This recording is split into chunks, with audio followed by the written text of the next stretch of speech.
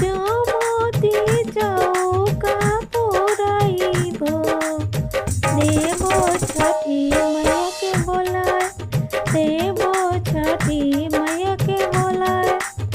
गंगा माई के तीरे कनैना मैया खेला माला, मैया खेला माला। ताही नैया उतरेले राम जी सीता